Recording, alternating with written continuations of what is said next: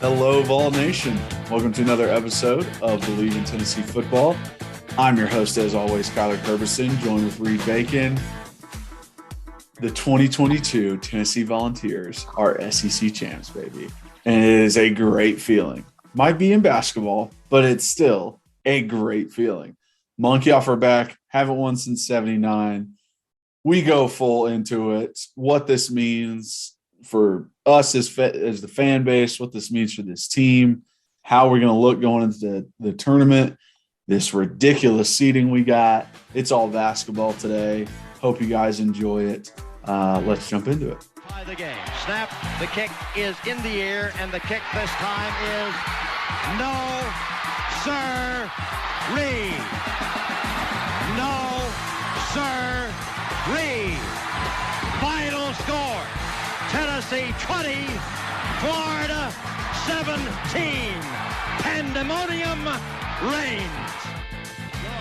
Loads up, fires long for the end zone. The pass is going to be caught by Tennessee. Tennessee wins! Caught it by Tennessee. Jawan Jennings. Jennings makes the catch in the end zone on the Hail Mary. Down at the 35, to the 40, to the 45, to the 50, to the 45, to the 40, to the 35, 30, 25, 20, 15, 10, 5. What did he do? All he did was score. Joey Pence, touchdown on play number 1. All right, so before we jump into the podcast, shout out our number one sponsor, as always, betonline.ag.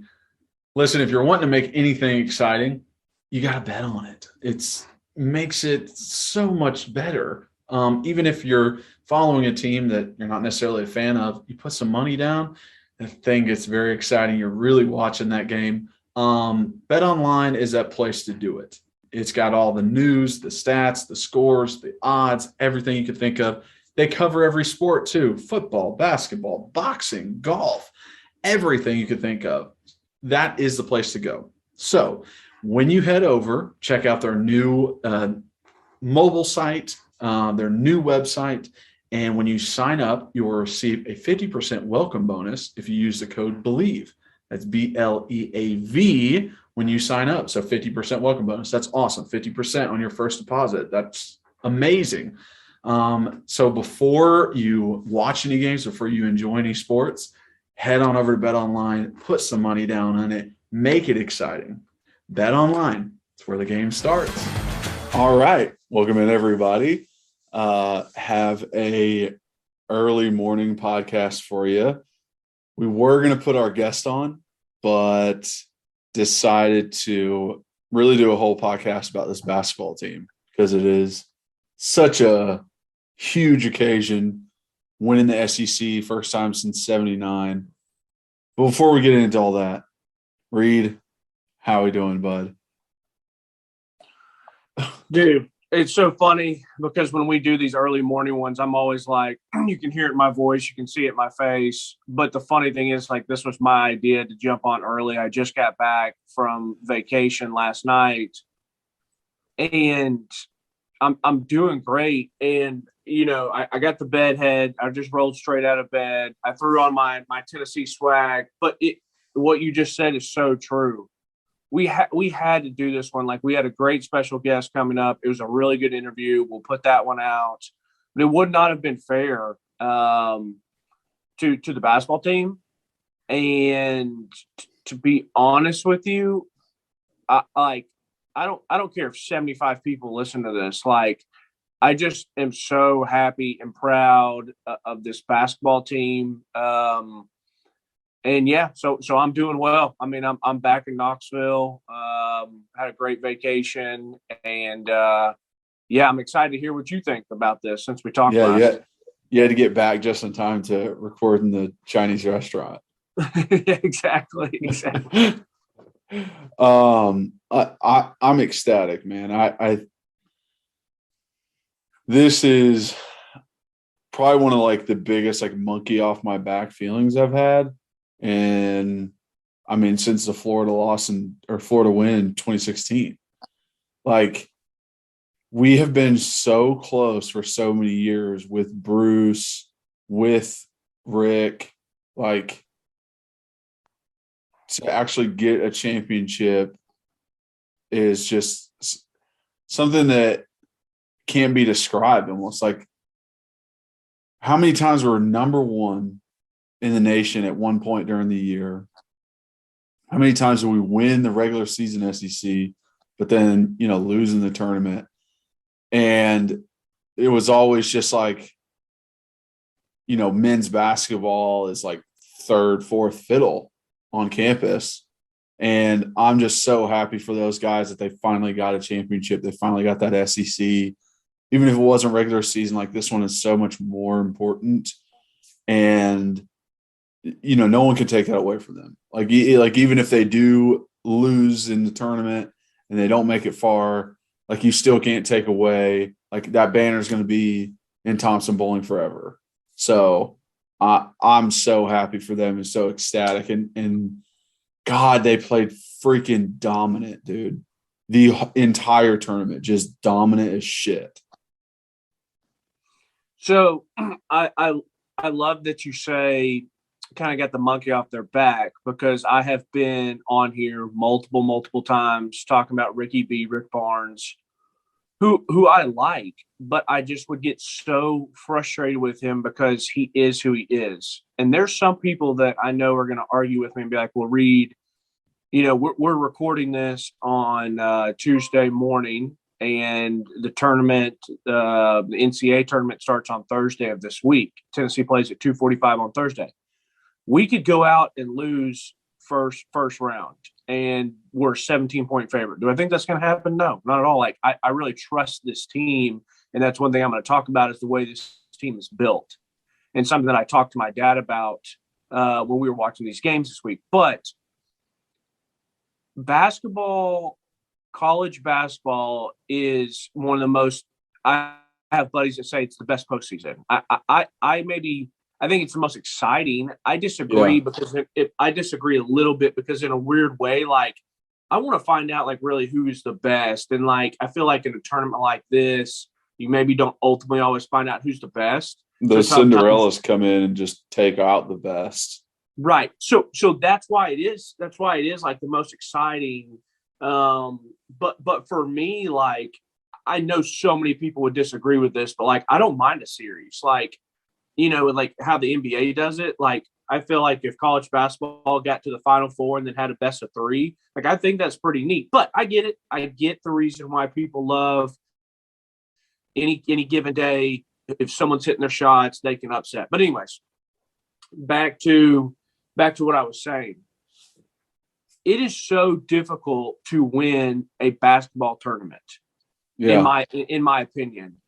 And so, yes, we have won the SEC regular season before, but I always wanted to win the tournament. It just seems like that is something – the tournament is what people remember. Like, I don't necessarily remember that we were regular season champs, which is a great achievement. It really is. And like you and I have been talking on here, like the SEC's been pretty good for the past 6, 7, 8 years, in my opinion. And so but when you actually do it in the tournament, it just hits different. It just hits different because it's like so many eyeballs are on the tournament compared to the season. Well, hell, for maybe the first quarter of the season, people aren't even really paying attention because it's still football season, or you got the playoffs and the national championship in college. You got still some regular season playoffs and Super Bowl. Maybe I'm just speaking for me, but like, I don't feel like college basketball even really starts until February or March. No, you're right. You're right. You're definitely right. And they're competing with NBA basketball that's going on. It's just like things kind of get pushed to the wayside. Like, everyone understands football is king in America. Like, you can't help that. So, that's why this part's exciting, because a lot of people have no idea what to do, have no idea how to think about these teams because they've only been watching them for a month and a half. Right. And that's a great point that you make, because maybe the team that you started watching is completely different. And so I feel really like it's a shame that this was the first one since the 70s. And I'm sitting here thinking like, bro, all the good teams that I remember watching growing up, like you said, whether it was Bruce or whether it was, Rick, like we lost in 19 to Auburn. I guess 2018 we lost to, was it Kentucky in 2018 that we lost to? I forget. I'll look that up. But the fact that we were in the championship game and then we finally get one, and like you said, how dominant it was. Like these games, like we're UT fans, so we get nervous. It could be an 11-point game. We're like, oh, they might still come back. I'm telling you, I was never comfortable. Right, exactly. And we end up. I mean, we just controlled all the games. Now they tried to give Kentucky a chance to get back in that with that really, really BS, call towards the end of the game on Vescovi, aka Vescovi.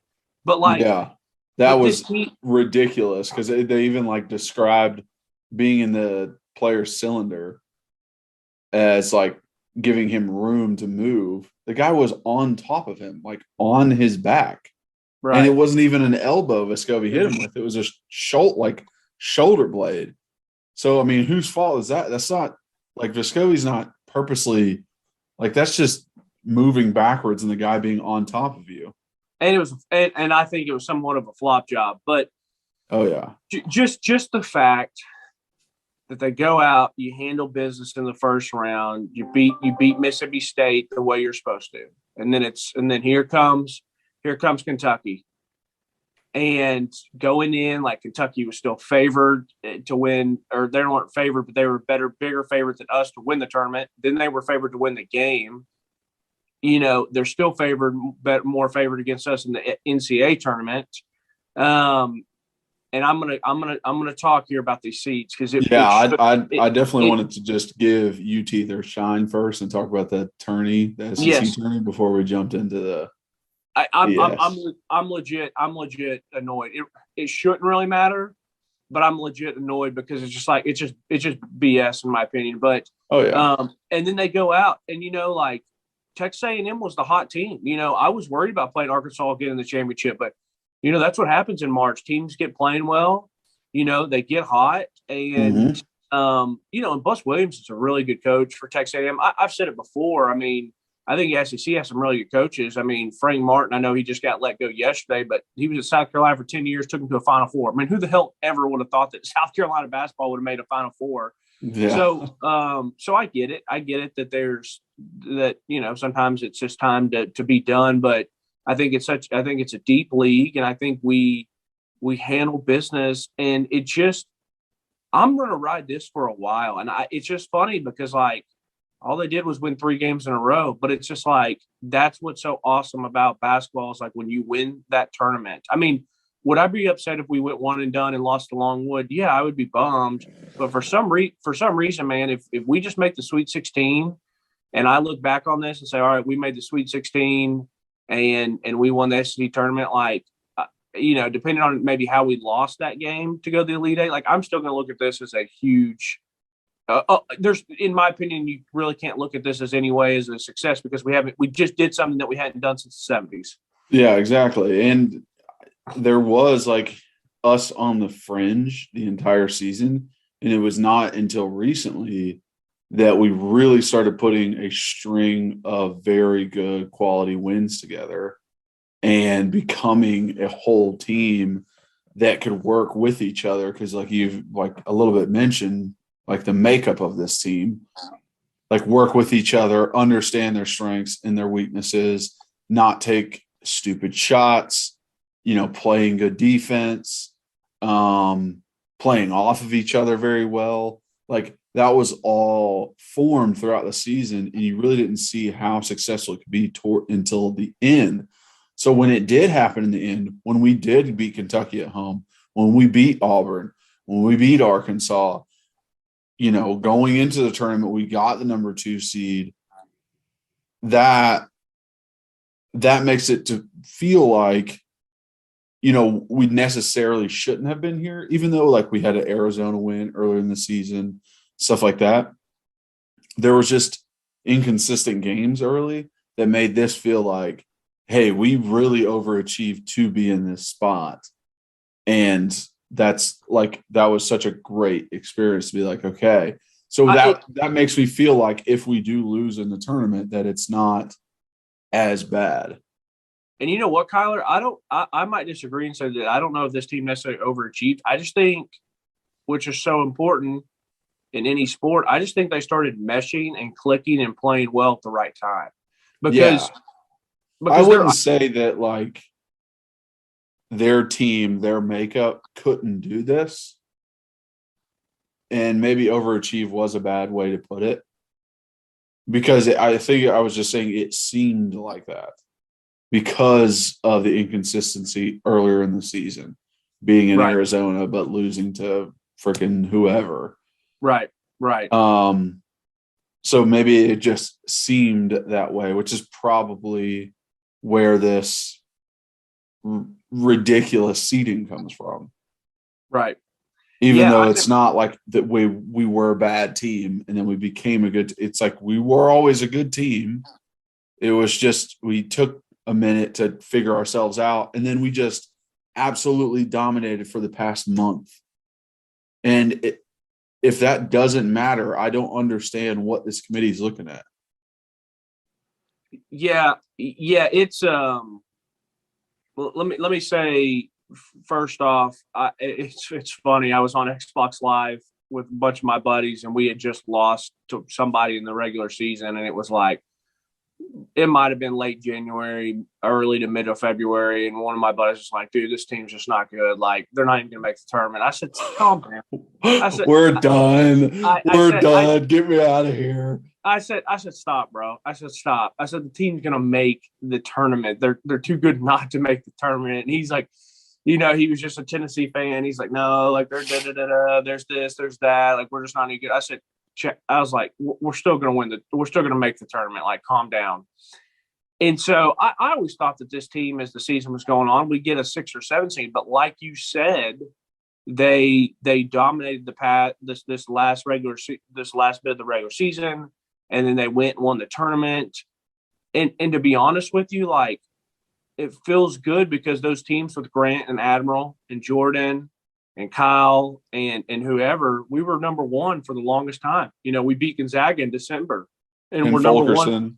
And one, yeah, Ferguson's been on there forever, but and we were number one for a good part of the season, and then we just then we don't win the SEC tournament, and we win the Sweet 16. So it's like we go to the Sweet 16, and that's it. It's like, well, did we just peak too early?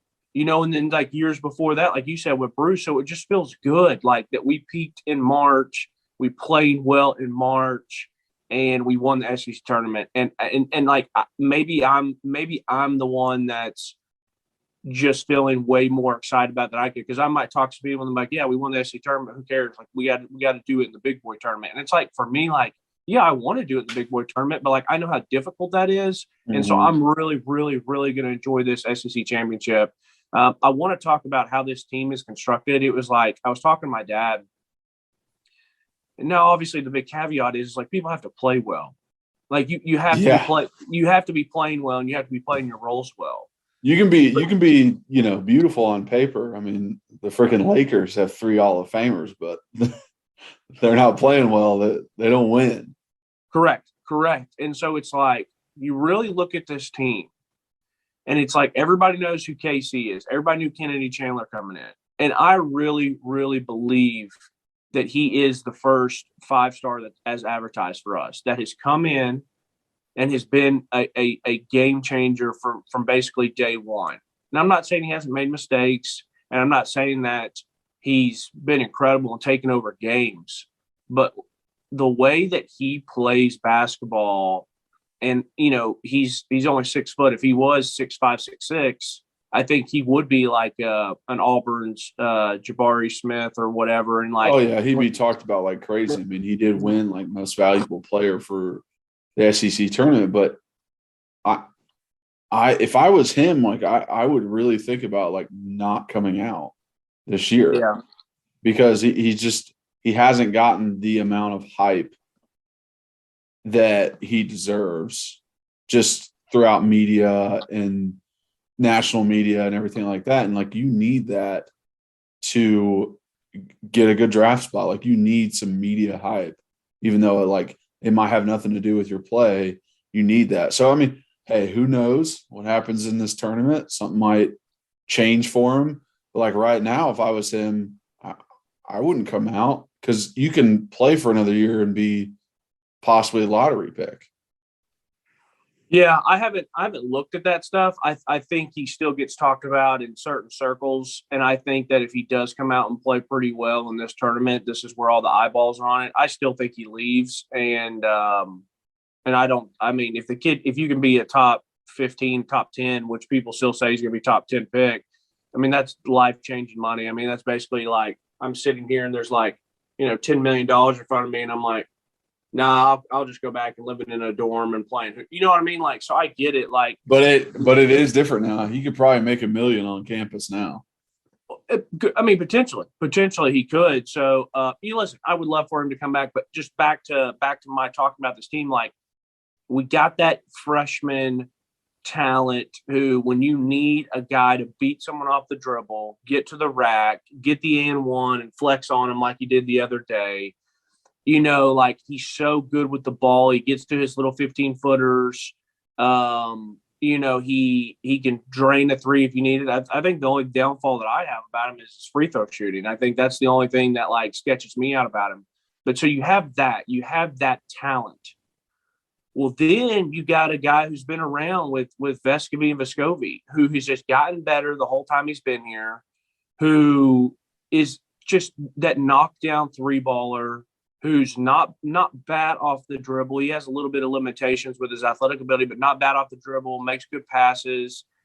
I mean, came up so clutch with a couple of those rebounds, just a good fighter, a good player. Oh, yeah, man. The amount of effort he was showing on that is insane. Him and Ziegler. Right. And I haven't mentioned Ziegler yet because I'm going to tie him into this. But then you got Josiah Jordan-James, who, as a 5-star, we're like, I was expecting him to come in, big body, look mature, 5-star. I'm like, all right, I'm expecting this guy to come in and average, 14 and 8, and then maybe go the NBA, or maybe come back another year and average 16 and 10 and be at lottery. Because that's just how our minds think in basketball. Like, oh, he's a 5-star, so that's just what you think. But he wasn't that. Mm-hmm. But to see what he's developed into as a team leader, to see how he's developed and has started knocking down his shots, and maybe that hand injury really did have something to do with it. But like, to see that he can knock down that open three. And I love when he beats someone off the dribble and hits that little 15-footer like jumper. I think that's a great thing for him in his arsenal. And then he can really get above everybody else too. Like you said, he's such a big dude that when he does stop and jump, like he's above everyone else. It really is a jump shot. I mean, if you look at him, bro, like he's kind of a genetic freak when you look at him. And so like, I also love his demeanor, and I love like when you hear him in an interview, he sounds like a great young kid, great young guy. Has all the right stuff inside his chest, inside his heart. And it sounds like he's become such a good team leader. So then you have those three guys. Well, then we haven't even talked about Fulkerson, who's been around, had a lot on his plate coming back this year, and had some ups and downs. I think it's easy to have ups and downs in a basketball season because the basketball season is so long. But like that guy who has continued to be there and make plays and be the grandpa on the team and to kind of bring people together. Well, then we haven't even mentioned where it's been Brandon Huntley-Hatfield, who we've seen before our eyes get much better as the season's gone on. Mm-hmm. And someone who could potentially be a really, really good basketball player for the University of Tennessee. And then Joseph Adu came in and is given some good minutes. And, Euros. I mean, bro, there was a time this year where Euros was like one of our better players. Like whether it was like because of his energy and his effort, and he's still a big aloof out there, but like that, but how much he cares and how much he's playing. I mean, there was a stretch there for about a week, 2 weeks, where it's like Ziegler and Euros were like the two people that we could always count on to be up, for the games and getting after it. And so you got a guy like that who like can help the younger bigs and can bring that attitude and can bring that camaraderie and then lastly, man, like the spark plug, like the guy, the fan favorite, the guy who everyone loves an underdog, but the guy who's really, really made a difference on this team because of it gives Vescovi, it gives KC a chance to be off the ball, and a guy who just makes those plays when you need him, whether it's a steal or hell, yesterday he gets a rebound. I mean, he's the smallest guy on the court and he gets a rebound, to clutch the game against Kentucky. Insane. Yeah. And it's like, you have to have those guys. Like he's going to go down. He's going to be, I don't know why he wouldn't be here for 4 years, and he's going to go down as one of the biggest fan favorites and probably one of the better basketball players to walk through this university. And to have a guy who can, marches guard play, and he's good with the ball. He's feisty, plays good defense, comes up with stuff when you need it, has that swagger about him where he might not even be that great of a shooter, but I can promise you when the ball's in his hands and we need a three, if he's pulling the trigger, I feel like it's going in because I think I feel like he feels like it's going in. Yeah, so, he's got that confidence behind him. I mean, he was, 1 for 4 in the Texas A&M game, but like, dude, the way they all mesh together, the way their playing styles all go together, the fact that Vescovi, Ziegler, and KC can all handle the ball well, and not to mention Josiah Jordan, like he can too, and then working around each other, the way that they work with, if Uris is in there or Folke's in there or Uris and Nadu's in there. Right. And it just like switches up how they're playing. I think that like hurts a lot of the teams that we're playing because they're like, oh crap, they're going big. Oh, now they're going small. Now they're going big. Now they're like a hybrid. And it just like really messes with them to where teams aren't sure how to defend us. And then we have such great effort on defense that because that's all defense is, man. It is effort. And communication, but agreed. Yeah. It is. Communication, but the effort is just such a huge part of it. And to lock guys down, to not let them get good shots. I mean, Kentucky and Texas A&M, I haven't seen worse 3-point performances from teams before. And like, I'm not sure if that's completely us. I think they both had like pretty bad nights shooting, but it's still just very impressive to, hold both. Like, I think we held both of them under 30 points in the first half. And just, it is such a sight to see this team form into what they have. Yeah. I mean, you play defense like that, like you and I've always said, it's effort, it's communication, it's want to.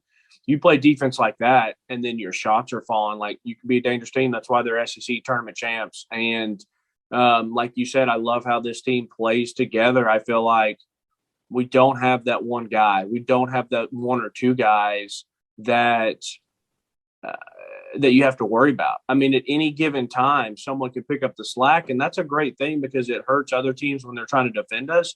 But it also helps, like, well, you know what? Reed's having an off night. So guess what? Kyler's there to pick him up. Like these guys got 3 or 4 guys that can pick you up and help you and lead the way. I mean, I remember you and I were talking. We had a game earlier this year that we won, and like I don't think anyone was much over 11 or 12 points, but we had like 4 or 5 guys in double figures. And so it's just like it's nice to have those many options. So I personally couldn't be happier. I mean, I just can't believe it. Like, I'm still kind of in shock. I'm like, man, like, to see how this basketball team has grown, to remember how I felt about him, how I wasn't going to get excited about him. And then when that bell dropped and rang and I was standing there watching it with my dad, I mean, I was just like, dude, they just won the tournament. I was like, this is incredible. I was like, yeah. I mean, like, no Auburn, no Kentucky, no Arkansas, like, no, you know what I mean? Like, it was awesome. It was awesome. So I was really, really happy for Rick. Really, really happy for these guys. And now if we want to talk about the seeding, I don't like cussing anymore, but it was straight bullshit. I mean, like, there's no way that Kentucky, who we beat twice, or 2 out of 3 times. And to be honest with you, Kyler, like, we handled them in Knoxville, and we kind of handled them earlier this week. If you really watch the game, like, I mean, really, we did. I think I said it before, but like whenever you get up on a team, you're a little bit more lax and like have the ability to come, but we still held off their comeback. Like I think they got to like 6 or 5 points where we were like, no. Like it's okay. We still got this. Right. And that's why, like, when I saw that, I was like, man. And I know people say 2 and 3 sheets don't really make a difference. It's more about your draw, and Tennessee's. We'll get to that in a second, but it was just like annoying. It's just like the blue bloods, man. It's like Kentucky, and then fucking Duke. Like, give me a break. Like, someone put it out there, and it was like our strength of schedule, our Kim Palm, our wins versus loss. It's just like such BS, and it's like, bro, like it's the names. They just it is just the name, and it's also because it's Coach K's last season. It's like they just took a fat L at home to not very good North Carolina team in his last regular season game at home. And I get it, that's a rivalry game, so a lot can happen. But like they took that fat L, they don't win the ACC tournament, like their strength of schedule. And it's just one of those things where like, hey, committee, like, why do we trust you to get stuff right when there's blatant mishaps like this? Like, yeah, why is Kentucky over us? Yeah. Why is Auburn over us? Like what part of these people's hell, I even looked at Baylor's resume. It's not better than ours. It's not even close. They don't even have like those quality wins that we do. And they lost like first round in their tournament. And it's just like, what is the reason to play these conference championship tournaments? Like, if you're not going to put that into account when you're making your seeding, what the hell is the reason to play it? Like, it is so annoying that Lenardi can get on ESPN and be like, well, nothing that's happened over the past 3 days matters. Like, none of it matters. Yeah, and I know that they're gonna say it's a body of work and stuff like this. And it's like, well, okay, like I did see the body of work between the 2 snapshots that were all, that people were posting and stuff like that. I'm not on Twitter, so I didn't get to scroll. Man, I'm telling you what, not being on Twitter during March Madness and NFL free agency is like pretty tough. But I'm going to stay firm for my Lenten fasting. But yeah, I saw someone post it. It was on Twitter, but someone took a screenshot and posted in this text messaging group. And I was just like, WTF. I was like, Reed, not to get mad about this. But when it was so blatant in numbers, I'm like, Duke shouldn't be there. And the Kentucky thing never should have happened because, like, their body of work, I don't think was that much better over the regular season. And like I said, our head-to-head was 2 times against them, and we just won the tournament. Yeah, that's what I'm saying. It's like, okay, say they did have a better start to the season and they beat us that first time. But ever since then, we had 1 loss to an Arkansas team on the road, or maybe 2. We had 2 losses, the Texas and an Arkansas team on the road.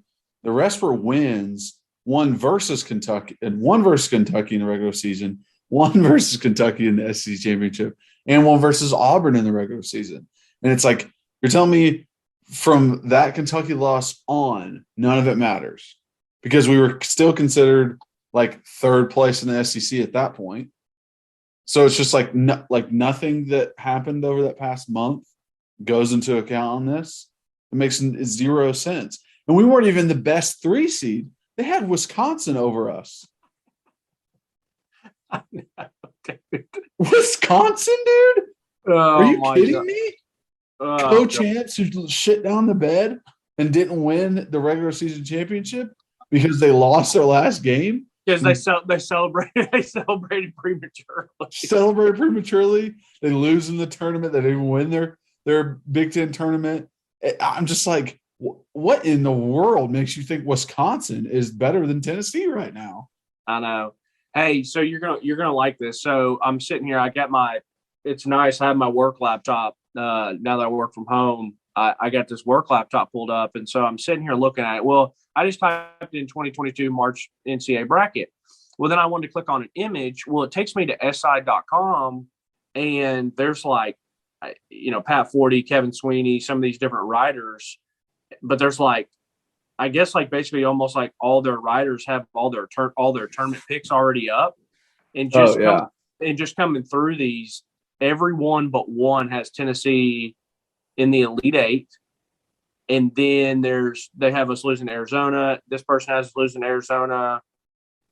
Jeremy Wu, I don't know who you are, but they have us losing to Colorado State, which, okay, could happen.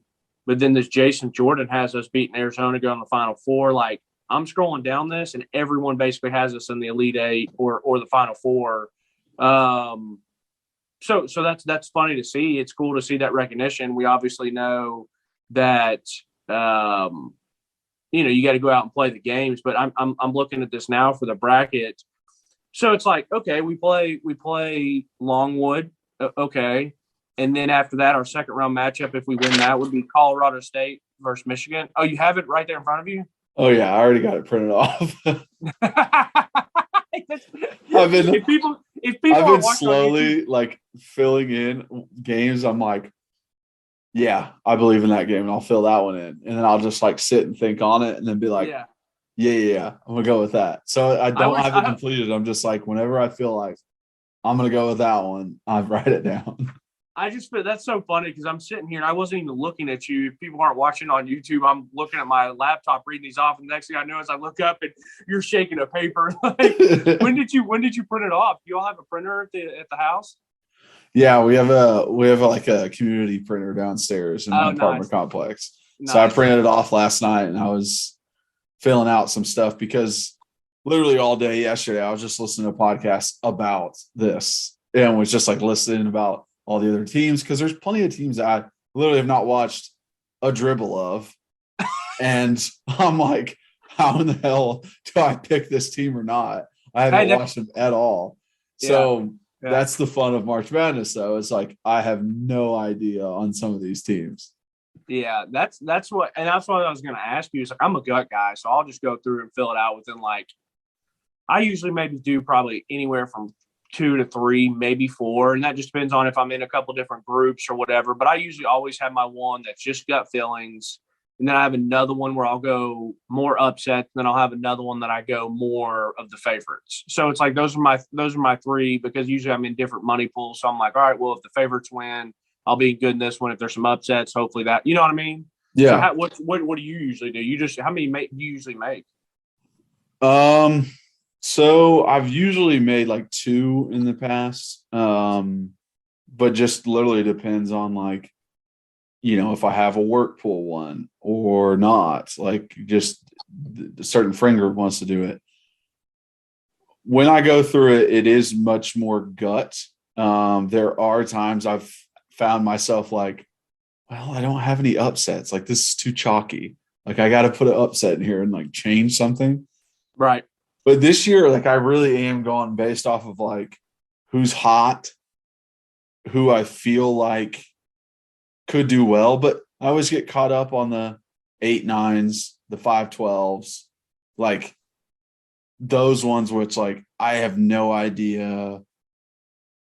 Let's see, Colorado State and Michigan. Like the only thing I know about Michigan is their coach smushed the Wisconsin coach. Like that's the only thing I know about Michigan. So like my thought process when I'm going through that is like, wait, who do I pick?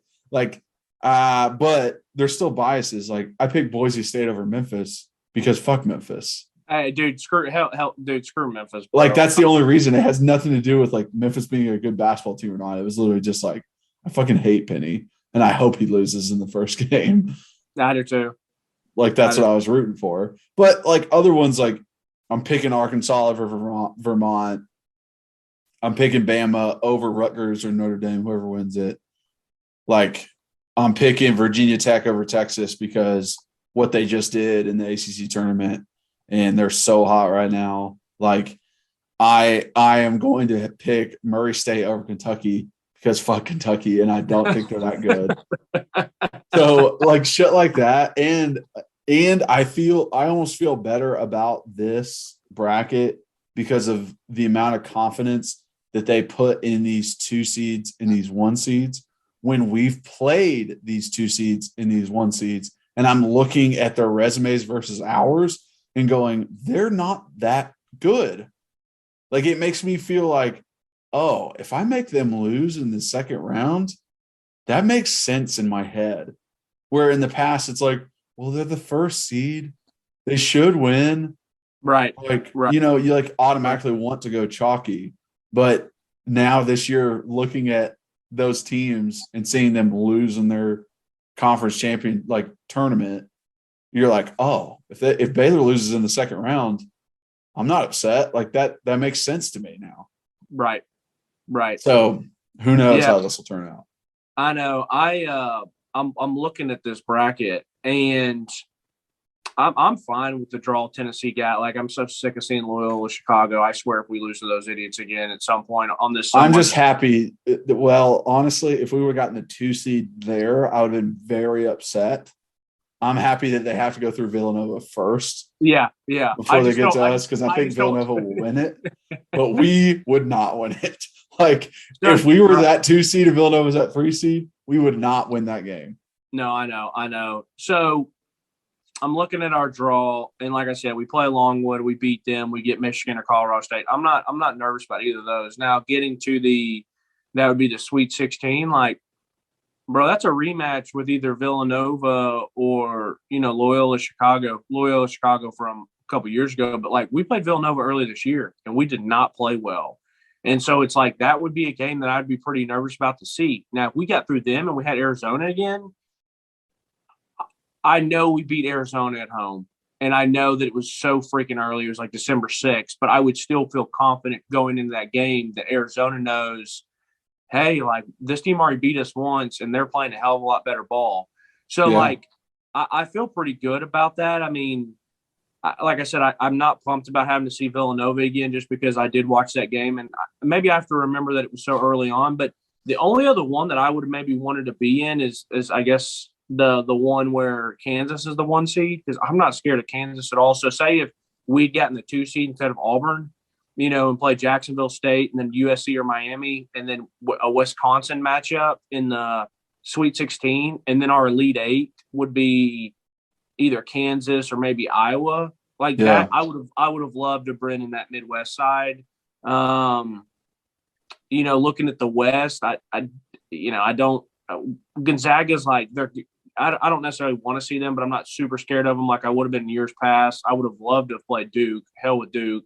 Yeah, well, I think Gonzaga they got a pretty good break because Duke is the worst number 2 seed, like, by far. Good point. In my eyes. And I'm just like, if Gonzaga is going to make it far, they have a good lineup for it. Right. Because I feel like Texas Tech is going to take Duke out. Yeah, and I'm telling you, that's the other thing about this that I wouldn't want to be in that one is because I don't want to see Texas Tech. I don't want to see Arkansas, bro. I know that they got beat, and I was shocked that they got beat handily by A&M, but Arkansas is still a good team. Yeah, and I would not want to see them. Going down to the east side, you know, Baylor. I've watched Baylor a couple times. Good team, but like, I don't want to see, you know, if Tennessee was the 3 seed in here, I don't want to see Kentucky again, which they're not going to put us there to play for a friggin' 4th time. I don't want to see Baylor. I don't really care about UCLA. I don't want to see Purdue. I'm telling you, Purdue and Loyola Chicago give me freaking nightmares. And then I would like to play Texas again as a rematch because I think we're a hell of a lot better than they are. It's just when we played them, we weren't playing that well. But I actually think this is my first time looking over the bracket. Like, I think this is actually a pretty good bracket, in my opinion. Yeah, I feel like our region is very strong. Like, the 1, the 2, the 3, and the 5 seed all won their conference tournaments. Agreed. Which means you're good, but you're also playing hot. Yeah, exactly. I would probably agree with you and say that, like, the Midwest is one that, like, I would love to be in. Like, if we were in Auburn's spot in the Midwest as a 2 seed, yes, like, bring it on. Like, I would love to, Wisconsin as the 3, Kansas as the 1. Like, thanks, I appreciate it. I feel like that's probably the easiest one, which is why I kind of am leaning towards Auburn going long, just because, like, I know Bruce Pearl. I know he's a good coach. It's just, doing what they need to do and making their shots. And then, I mean, their ability to play press defense is incredible, just like he had it when he was here. So I feel like that's might be an opening for them to get pretty far in the tournament. I actually, I agree. I mean, I love that you said you didn't watch, instead of saying I didn't watch 1 second or one game, I love you said you didn't say watch one dribble. That's my favorite line of the podcast. But yeah, I mean, there's not a lot of these teams I've watched, which doesn't ultimately matter because I'm going to go off my gut. But like, I'm not going to be surprised, like I said, if Arkansas makes a run. Like, Auburn's a 2 seed for a reason. I think they're really good. If they're hitting their shots and not playing way too much ISO ball, I think they'll be good. So I mean, I mean, just looking over, like I'm excited. I mean, I'm excited every year for it. And weirdly not, like, say if we lost to Kentucky, I'd be really nervous for this. I'm like, all right, we got to at least make the Sweet 16. If not, this year it's going to be like, I mean, if we lost to Kentucky and didn't make the tournament, or if we lost to A&M, like, yeah, the fact it's almost like for me, this is gravy on the biscuit, and like we got our SEC tournament championship, which I'm saying I feel like I'm probably in the minority of that. Like, other people want to do well in this, and I get it. Like, I want to do well too, but like that SEC championship really meant something to me. And if we would have lost even the Texas A&M game, I would have thought we're not going to make it out of the second game in the tournament. Like I like.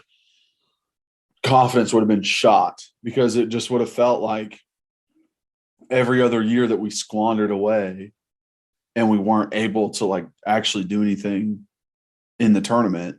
Like, I've been welcoming the 3 seed. Like, if we lost, I'd have been like, yeah, we fucking deserve it. We're pieces of shit. Like, just beaten down on ourselves. Just like, God dang it, I can't believe we lost the damn championship game. Which is, I mean, just like the whole thought process of them all. Yeah. And just thinking back to last year's team, man, like, I'm so much more confident this year. Like, it almost seems like a year away, or I mean, like a million years away. Like, thinking when we had Jaden Springer and Keon Johnson and Eves. But like last year's team, like, we could play defense and we were super athletic, but like, I didn't trust our guards to hit a knockdown shot when you need it, you know? And like, I like Jaden Springer. He's not a Kennedy Chandler. He's not even a Ziegler in certain aspects. Keon was an absolute freak of a wing, but like, he couldn't beat somebody off the dribble and hit you a knockdown if you needed it, really. So it's like, I feel way, way more confident. I feel like last year was very much feast or famine. If we were hitting our shots and playing good defense, then we could roll. But this year, I feel like this is a much better basketball team from top to bottom, meaning ball handlers, beat you off the dribble, get a shot, like you said, play off each other. Multiple people can do it for you. Like, I feel way more confident in this team. So for me to wrap this up on my end, I'm super pumped. To me, it's been an amazing season so far, and we haven't even played the NCAA tournament yet. And it's all because of how they finished the season and what they did in that tournament. And you got to keep building towards the end of the year, and that's what they did. Yeah, I mean, they got hot at the right time. Get them while they're hot. For all the fans watching, you don't know, but that's an inside joke. Yeah.